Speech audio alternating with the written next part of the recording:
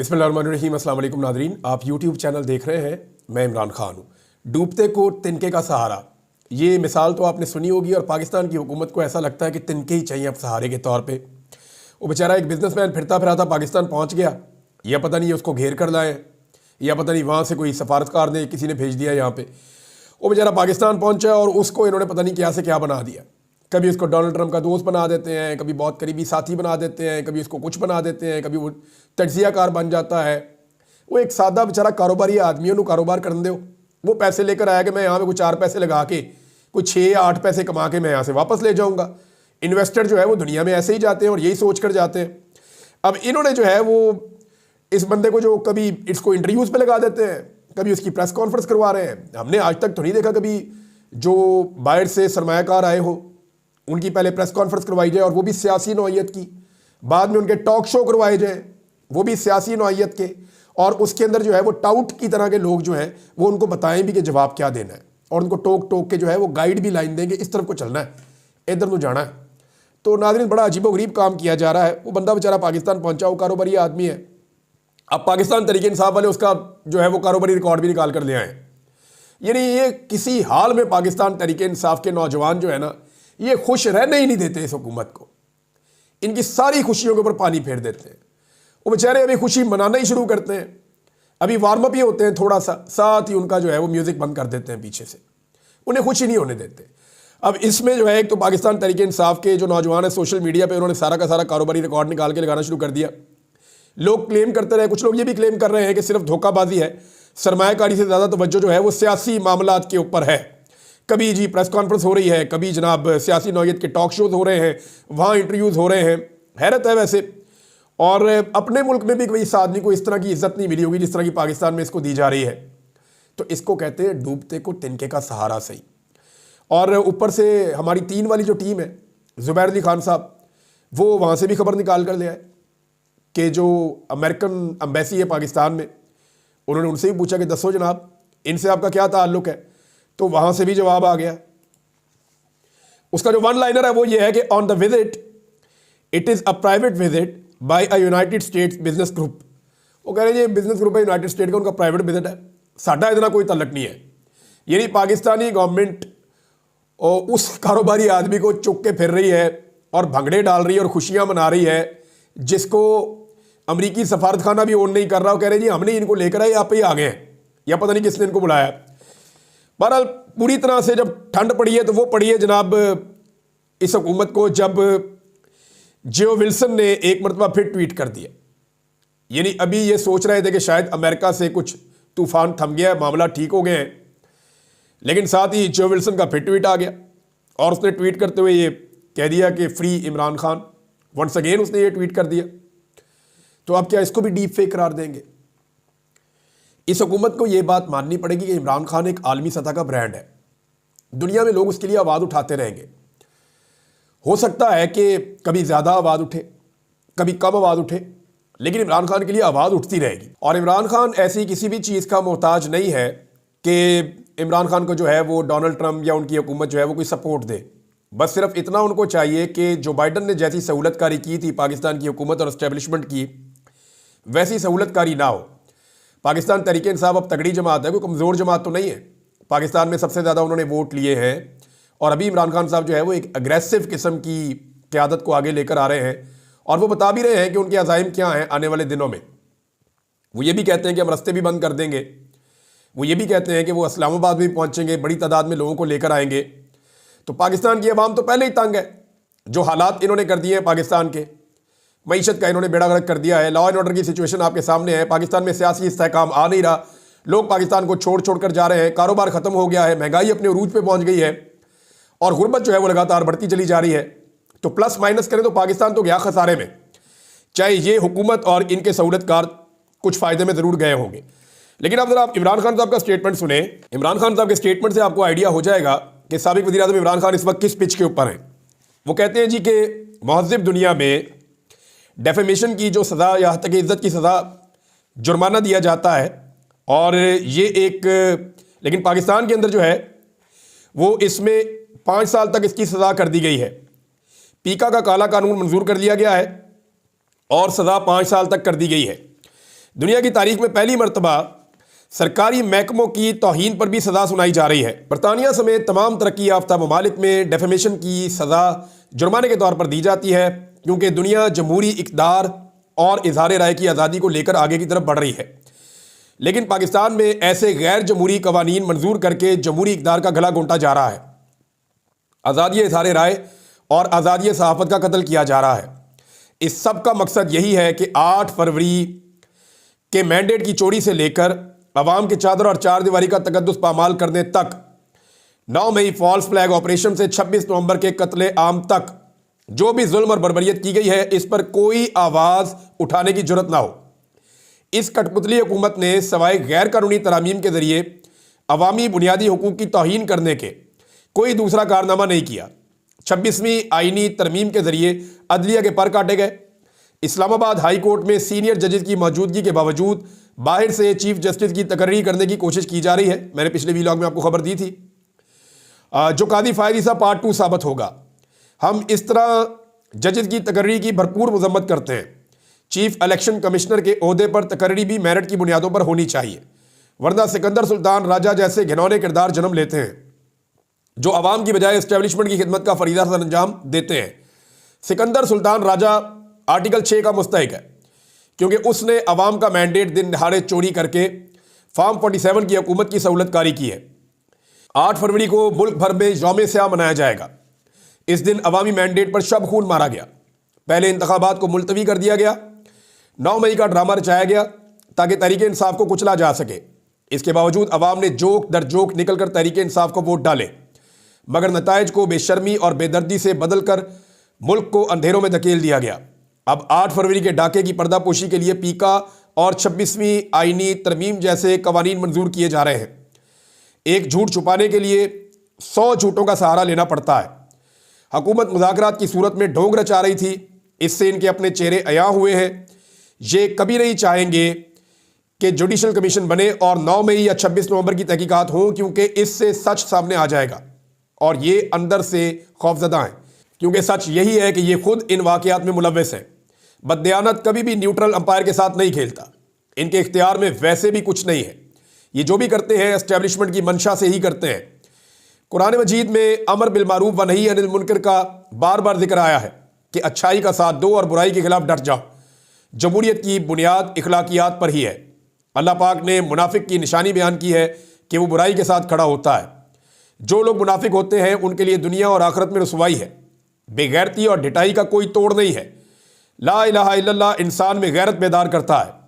बेगैरत इंसान अल्लाह के सिवा दूसरों के सामने हाथ फैलाता है। एक कौम सिर्फ गैरत पर खड़ी होती है और तरक्की करती है। बेगैरत इंसान या कौम सिर्फ भीख मांगती रह जाती है। कोई भी कौम सिर्फ इंसाफ और कानून की हुक्मरानी से ही आगे बढ़ सकती है। इंसाफ वही लोग देते हैं जिनमें इखलाकियात जिंदा हो। मदीना की रियासत इन्हीं उसूलों पर खड़ी हुई थी और फिर मुसलमानों ने पूरी दुनिया में हुकूमत की। हमें भी अगर अपनी सिमत का तयन करना है तो इखलाकी तरबियत पर तवज्जो देनी होगी। बुनियादी इंसानी हकूक़ का तहफ़्फ़ुज़ करना होगा और इंसानी जान की कदर करनी होगी, वरना हमारा मुस्तकबिल रोशन नहीं हो सकेगा। मदीना की रियासत में एक यहूदी ने खलीफा वक्त हज़रत अली रज़ी अल्लाह तआला अन्हु के खिलाफ मुकदमा जीत लिया था। इंसाफ के ये उसूल इस्लामी मुआशरे की हकीकी रवायात हैं जिन्हें हम फरामोश कर चुके हैं। इस्लाम और जमहूरियत के उसूलों को फरामोश करने की वजह से ही हमारी माशरत और मईशत दोनों तबाह हैं। अगर हम हकीकी आज़ादी हासिल करना चाहते हैं तो हमें इन्हीं उसूलों को अपनाकर अपनी जद्दोजहद जारी रखनी होगी। जो इंसान बेखौफ होकर सिर्फ अल्लाह से डरता है वही कामयाब होता है। जो खौफज़दा रहता है वो कभी कामयाब इंसान नहीं बन सकता। जो इंसान कभी हार नहीं मानता वही मुराद पाता है। लिहाजा मेरी कौम ने कभी हार नहीं माननी। नाज़रीन, इमरान खान साहब बाहर आएंगे तो अपनी स्टेटमेंट खुद दिया करेंगे और फिर वो आपके सामने आ जाया करेगी। जब तक वो बाहर नहीं आ रहे उनकी स्टेटमेंट हमें सुनानी पड़ती है आपको पूरी पढ़ के, तो ये एक अलग से, क्योंकि पाकिस्तान का मीडिया तो दिखाता ही नहीं है, तो उनकी स्टेटमेंट आप तक पहुंचाने की जिम्मेदारी है।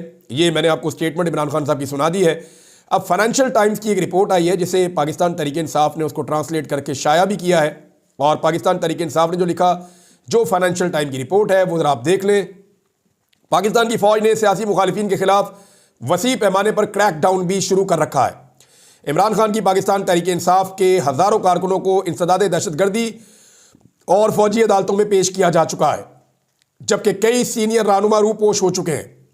इन गिरफ्तारियों पर आलमी सतह पर शदीद तनकीद की जा रही है और दिसंबर के आखिर में यूरोपीय यूनियन ने खबरदार किया था कि आम शहरियों के फौजी अदालतों में मुकदमा चलाना इन वादों की खिलाफ वर्जी है जो पाकिस्तान ने तरजीही तजारती मुआहदे तक रसाई के लिए हासिल किए थे। यानी वे वादे किए थे GSP प्लस का जो स्टेटस है उसके लिए, एक ऐसा मुआहदा जो इसके टेक्सटाइल सेक्टर के लिए रीढ़ की हड्डी की हैसियत रखता है। जर्मन सफारतखाने की जानिब से अक्टूबर में जनरल मुनीर को भेजे गए एक खत में रोशन पावर के मामलात पर होने वाले मुज़ाकरात के गैर मामूली तरीक़ाकार पर सवाल उठाया गया। इस खत में मज़ीद खबरदार किया गया कि यह मामला जर्मन कारोबारी इदारों और सरमायाकारों के एतमाद को पहले ही नुकसान पहुंचा रहा है। दीगर चीज़ें भी हैं इसके अंदर काफ़ी सारी, लेकिन एक चीज़ मैं आपको बताऊं कि पाकिस्तान ने इंसानी हकूक़ के हवाले से, शख्सी आज़ादियों के हवाले से, जमहूरी आज़ादी के हवाले से, फ्रीडम ऑफ एक्सप्रेशन के हवाले से, आज़ादी इज़हार राय, इन चीज़ों के हवाले से पाकिस्तान के ऊपर बहुत शदीद दबाव आने वाला है, क्योंकि पाकिस्तान ने यूरोपीय यूनियन के साथ और मगरबी ममालिक के साथ बहुत सारे वादे कर रखे हैं, बहुत सारी ट्रीटीज़ साइन कर रखी है। अब GSP प्लस स्टेटस के बारे में वो पहले ही खबरदार कर चुके हैं कि वो आपका ख़तरे में है और इसी पाकिस्तानी हुकूमत ने ये पहले ही बहुत दबाव में थी, मज़ीद दबाव अभी इनके ऊपर आने वाला है। इसी हुकूमत ने एक हफ़्ते के अंदर अंदर जो है वो एक और काला कानून पास कर लिया है। बज़ाहिर तो उसका नाम पीका कानून है, लेकिन ये वो कानून ही नहीं है, ये एक लाकानूनियत का बाजार गर्म होने वाला है। इसमें जो सोशल मीडिया अथॉरिटी है ये क्या करेगी और कैसे काम करेगी, जरा थोड़ा सा आप समझेंगे, आपके 14 तबक रोशन हो जाएंगे कि ये पाकिस्तान में करने के हवाले हैं। कभी किसी डिक्टेटर ने भी वो नहीं किया जो ये अब करने वाले हैं पाकिस्तान में। सोशल मीडिया अथॉरिटी क्या करेगी और कैसे काम करेगी, इसकी चंद चीज़ें मैं आपके सामने रखता हूं। एक तो ये सोशल मीडिया को देखते रहा करेंगे, खुद से मवाद उठाएंगे और कार्रवाई डाल देंगे, खुद से कार्रवाई कर दिया करेंगे, कोई दरखास्त इनके बाद ना भी आए तो। दूसरा, इनको कोई भी दरखास्त देगा तो ये उसके ऊपर भी एक्शन लेंगे। फिर इनके बाद इख्तियार है कि ये 24 घंटे के अंदर फैसला सुना दिया करेंगे। यानी बंदा पकड़ा, अपने पास रखा, 24 घंटे में फैसला सुनाया, जेल भेज दिया। अब बंदा बंद हो गया जनाब। यानी बंदा उठाया, इन्होंने खुद ही डिसाइड किया कि बंदा सही नहीं है, बंदे को जेल भेजो, चलो फैसला किया, जेल भेज दिया। अब बंदा बेचारा जेल चला गया। वो चीखता रहेगा भाई मैंने ये ट्वीट ही नहीं किया, वो चीखता रहेगा मैंने ये बात ही नहीं की, वो कहता रहेगा भाई मैं तो इसके नज़दीक भी नहीं आया, या मेरा ये अकाउंट ही नहीं है। वो जो मर्जी बंदा कहता रहे, उसको इन्होंने उठाना है कि यार तेरी शक्ल पसंद नहीं है, इख्तिलाफ राय रखा है, या कोई भी चीज़ के ऊपर उठा लिया इन्होंने। छोटी से छोटी चीज़ पे भी बंदा इन्होंने बस पकड़ना है, बंदे तक पहुंचना मसला है इनका। ये जब बंदे के पास पहुंचेंगे, बंदे को उठाएंगे और इस कानून के तहत 24 घंटे के अंदर अंदर उसको जेल भेज देंगे। अब वो बंदा बेचारा करेगा क्या? अच्छा, जेल कौन बंदे भेजेंगे जरा ये भी आप सुन ले। बंदे कौन से हैं? ये 9 अरकान जो होंगे, इनमें एक सेक्रेटरी दाखिला होगा। उसे कौन लगाता है? अपनी पसंद का आदमी लगाया जाता है और लगाता है वज़ीर आज़म। फिर एक चेयरमैन PTA होगा, वो कौन है? रिटायर्ड फौजी ऑफिसर है, वो भी आपको पता है कौन है। चेयरमैन पैमरा होगा, ये भी हुकूमत का होता है। और एक अथॉरिटी का चेयरमैन अलग से लगाया जाएगा। अब ये 5 साल के लिए हुकूमत लगाएगी, अब ये भी आपको पता है हुकूमत का अपना बंदा हुकूमत ने लगाना है। तो ये 4 बंदे इनके हो गए। एक फिर इसके अंदर होगा सहाफ़ी, वो भी हुकूमत ने चुन के लगाना है। एक सॉफ्टवेयर इंजीनियर, एक वकील, एक सोशल मीडिया एक्सपर्ट और एक IT एक्सपर्ट। तो ये 9 बंदे इन्होंने लगाने और 9 के 9 बंदे इन्होंने अपने ही लगाने, को बाहर से तो बंदा लेकर नहीं आना। अब जब ये 9 बंदे अपने लगा देंगे, पूरा का पूरा एक सिस्टम बना देंगे, तो इन 9 बंदों ने तो बंदे उठा उठा के जेलों में ही भर देना, और इन्होंने क्या करना है? अब जो बंदे जेल पहुंचे वो बेचारे अपील कहाँ करेंगे?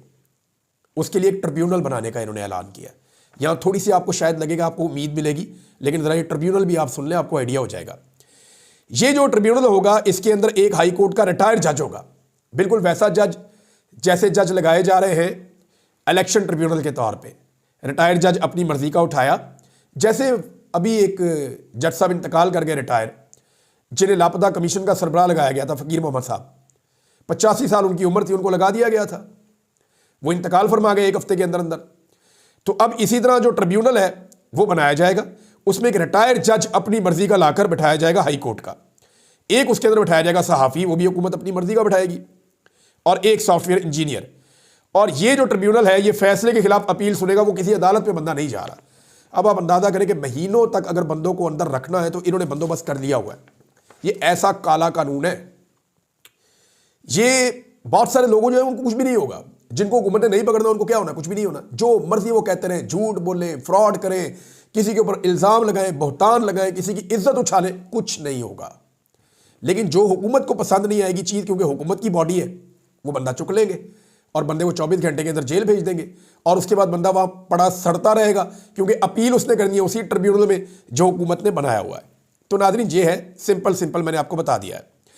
तहरीक इंसाफ की सोशल मीडिया टीम ने एक मरतबा फिर ज़बरदस्त काम किया है और सानिया 9 मई और 26 नवंबर के हवाले से उन्होंने ऑनलाइन प्रोग्राम किया है।